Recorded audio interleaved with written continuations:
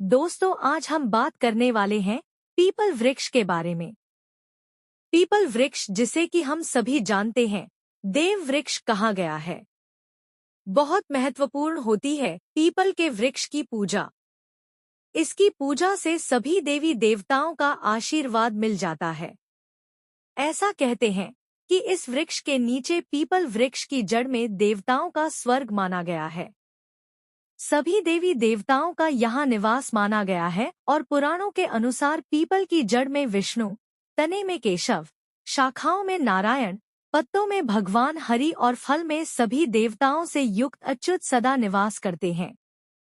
People की पूजा से सुख समृद्धि, धन वैभव सभी चीजों की प्राप्ति की जा सकती है। मन में जो भी मनोकामना हो, अगर पीपल के वृक्ष की पूजा उस मनोकामना को मन में धारण करते हुए की जाए तो वह मनोकामना पूर्ण हो जाती है। कई ऐसे प्रश्न मन में उठते हैं, जैसे कि पीपल में जल देते समय सूर्योदय से पहले देना चाहिए या सूर्योदय के बाद देना चाहिए। पीपल में जो हम दीप दान करते हैं, सूर्यास्त से पहले करें या सूर्यास्त के बाद करें। सुबह शाम दोनों समय दीपक जला सकते हैं क्या परिक्रमा करना जरूरी है, और अगर जरूरी है तो कितनी परिक्रमा करनी चाहिए? क्या शनिवार को ही सिर्फ हम पीपल में जल दे सकते हैं? क्या किसी और दिन जल नहीं देना चाहिए? तो इन सभी प्रश्नों पर आज की वीडियो आधारित है, तो वीडियो को अंत तक जरूर देखिएगा। दोस्तों, बात करते हैं पीपल का पूजा से सबसे पहले तो लाभ क्या है। दोस्तों, पीपल एक ऐसा पौधा है जिसकी पूजा से बहुत ही चमत्कारी और बहुत ही शीघ्र लाभ माना गया है।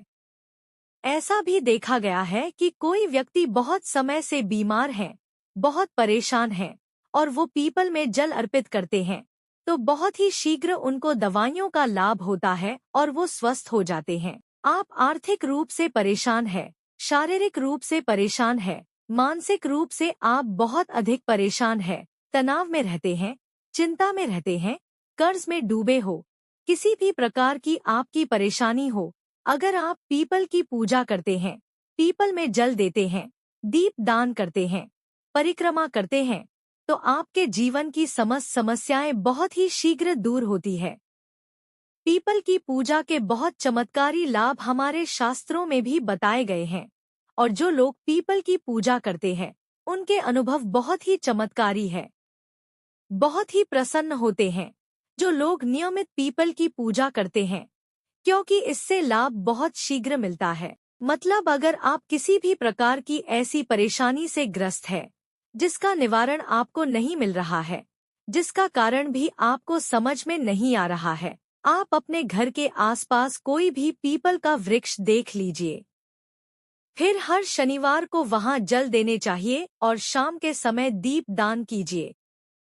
बहुत ही शीघ्र आप अपनी चिंता से, अपनी परेशानी से मुक्ति। कारण क्या होता है कि हमारे शास्त्रों में ऐसा माना जाता है कि पीपल के वृक्ष पर कई देवी देवताओं का वास है। 33 कोटि देवी देवता इस वृक्ष पर वास करते हैं। श्री हरि, विष्णु, भगवान शिव और ब्रह्मा जी इस वृक्ष पर वास करते हैं, और साथ ही साथ समय समय पर माँ लक्ष्मी यहाँ पर निवास करती है, और इस तरह से 33 कोटि देवी देवताओं का आशीर्वाद हमें मिलता है। भगवान श्री हरि का आशीर्वाद हमें मिलता है, और हमारे पितृ भी इस वृक्ष पर ही वास करते हैं। पीपल के वृक्ष में पितरों का वास माना गया है, तो जब हमें इन सब का आशीर्वाद मिलता है, हम जब पूजा करते हैं, जल देते हैं और वहाँ प्रार्थना करते हैं, उनकी कृपा मांगते हैं, तो बहुत ही शीघ्र हमारे मन की हर कामना पूर्ण हो जाती है, और किसी भी परेशानी से हम ग्रस्त हो, वो हमारी परेशानी बहुत ही शीघ्र दूर हो जाती है। इसलिए पीपल की पूजा बहुत ही चमत्कारी लाभ देने वाली होती है। तो अगर आप किसी भी वजह से परेशान है तो एक बार पीपल की पूजा करके देखिए, बहुत ही शीघ्र आपको लाभ होगा। कितने शनिवार आपको पीपल की पूजा करने से लाभ होगा? देखिए, वैसे कम से कम 7 शनिवार पीपल की पूजा करनी चाहिए, लेकिन आप अगर लगातार 11 या 21 शनिवार करते हैं या इससे अधिक करें, जैसे अगर आप शुरू कर रहे हैं, आप 7.5 में है या फिर आपके ऊपर ढैया चल रही है, तो आपको निरंतर ही हर शनिवार को पीपल में जल देना चाहिए। जब तक ढैया है कम से कम आप तब तक दीजिए, क्योंकि जो ढैया या साढ़े साती की परेशानी होती है यह बहुत ज्यादा परेशान करने वाली होती है, मानसिक रूप से और आर्थिक रूप से भी। तो अगर आप पीपल में जल देते रहेंगे तो आप इन परेशानियों से, मतलब शनि जनित जो परेशानियां हैं, उसे आप बहुत अधिक राहत पा जाएंगे। तो कीजिए, आप कम से कम 7 शनिवार तो जरूर करना चाहिए। बात करते हैं इस प्रश्न के ऊपर कि पीपल में जल क्या सिर्फ शनिवार को ही दे सकते हैं। देखिए, वैसे तो रविवार को छोड़कर आप किसी भी दिन पीपल में जल दें, यह अच्छा ही होगा, शुभ ही होगा।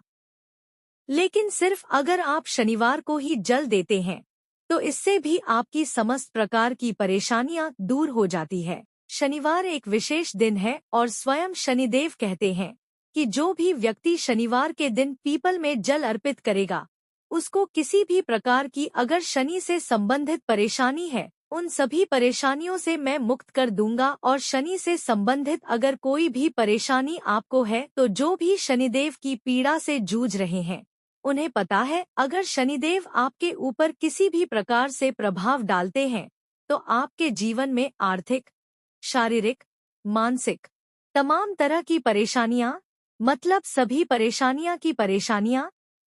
सभी परेशानियां आपके जीवन में होती है। अगर शनिदेव खराब फल देते हैं तो सिर्फ आप शनिवार के दिन जल दीजिए, इससे आपको पितरों की भी कृपा मिलेगी। और शनिवार के दिन माँ लक्ष्मी का वास माना गया है पीपल के वृक्ष में, तो माँ लक्ष्मी की कृपा मिल जाती है। श्री हरि विष्णु सहित माँ लक्ष्मी का अगर आप वास चाहते हैं, स्थिर लक्ष्मी का वास चाहते हैं, तो पीपल की पूजा आपको शनिवार के दिन विशेष रूप से करनी चाहिए। वैसे आप चाहे तो सोमवार के दिन भी जल दे सकते हैं, मंगलवार के दिन भी जल देना लाभदायक होता है। लेकिन शनिवार को अगर सिर्फ एक ही दिन आप जल देते हैं तो इससे आपकी समस्त कामनाएं पूर्ण हो जाती है और समस्त प्रकार की परेशानियों से आपको मुक्ति मिल जाती है। अगला प्रश्न है, पीपल में जल सूर्योदय के बाद दें या सूर्योदय से पहले दें। तो देखिए, ऐसा कहा गया है कि पीपल में जल सूर्योदय से पहले देना चाहिए, मतलब सूर्य के निकलने से पहले हमें पीपल में जल देना चाहिए। कई लोग कहते हैं कि प्रातः जल देना चाहिए। जी हाँ, प्रातःकाल का मतलब वही होता है सूर्योदय से पहले, मतलब बहुत अंधेरा ना हो। जैसे 3:30 बजे आपको ब्रह्मा मुहूर्त में जागकर जल नहीं देना है। सुबह सूरज निकलने से पहले आप पीपल के वृक्ष में जल दें तो बहुत ही शुभ फल की आपको प्राप्ति होगी। शनिवार के दिन जब आप जल देते हैं, उसके बाद आपको चाहिए कि आप पीपल को स्पर्श करें। शनिवार एक ऐसा दिन है जब आप पीपल को स्पर्श करके उन्हें प्रणाम करते हैं तो बहुत अधिक पुण्य फल की प्राप्ति होती है और शनिदेव की कृपा आपको मिलती है। साथ ही माँ लक्ष्मी की भी कृपा आपको मिलती है। तो आपको चाहिए कि आप शनिवार के दिन पीपल के वृक्ष को स्पर्श करें और परिक्रमा करें। अब बात करते हैं कितनी परिक्रमा कर सकते हैं आप। देखें, 4 परिक्रमा कर सकते हैं आप, 7 परिक्रमा कर सकते हैं, 11, 21 या 108 परिक्रमा कर सकते हैं, लेकिन कम से कम 7 परिक्रमा करनी चाहिए। 7 परिक्रमा करते हुए नमो भगवते वासुदेवाय नमः इस मंत्र का जाप कर सकते हैं।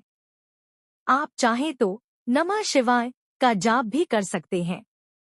नमो भगवते वासुदेवाय नमः और नमः शिवाय या फिर हनुमान जी के मंत्र का जाप कर सकते हैं। हाँ, हनुमंते नमः या फिर शम शनैश्चराय नमः इस मंत्र का भी जाप कर सकते हैं आप, जिसमें आपको विश्वास हो। उस देवता के नाम का स्मरण करते हुए आप पीपल की परिक्रमा कर सकते हैं। बहुत ही शीघ्र आप किसी भी प्रकार की परेशानी से जूझ रहे हैं, उससे आपको राहत मिलती है। पीपल में दिया कब जलाना चाहिए? सूर्यास्त से पहले या सूर्यास्त के बाद? सूर्यास्त से पहले या सूर्यास्त के बाद नहीं।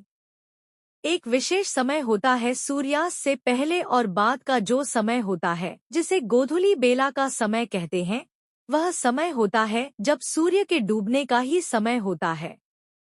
सूर्य डूब रहे होते हैं, उसी समय में आपको जाकर पीपल के नीचे दिया जलाना चाहिए।